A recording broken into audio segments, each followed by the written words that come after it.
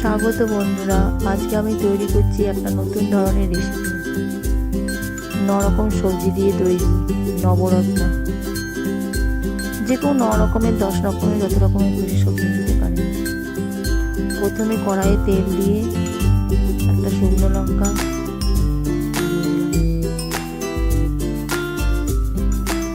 শুকনো লঙ্কার পরে দিলাম 5 ফোড়ন।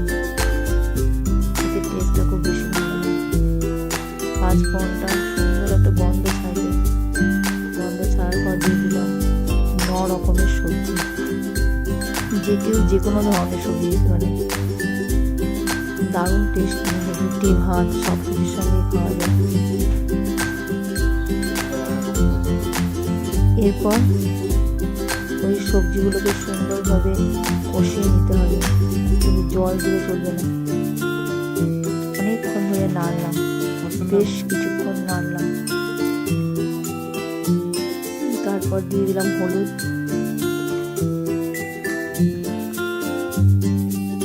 হলুদ দেওয়ার পরে দিয়ে দিলাম লবণ,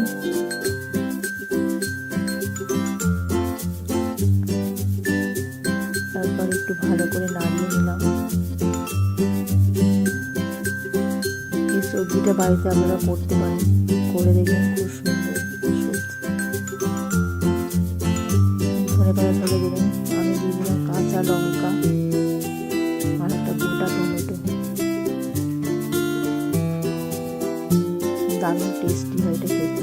দিয়ে ঢাকা দিয়ে 5 মিনিট পরে ফিরে এলাম, দেখলাম বেশ অর্ধেক সেদ্ধ হয়ে গেছে। আর একবার নাড়াচাড়া করে দিলাম।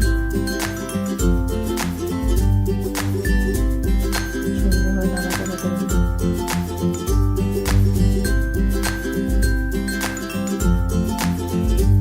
ভিডিওটি ভালো লাগলে একটা লাইক আর সাবস্ক্রাইব করতে ভুলবেন না।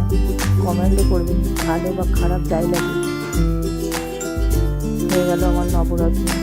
তার আগে চিনি দিয়েছিলাম, অবশ্যই স্কিপ করে গেছে। দারুণ টেস্টি একটা নতুন ধরনের রেসিপি। নমস্কার।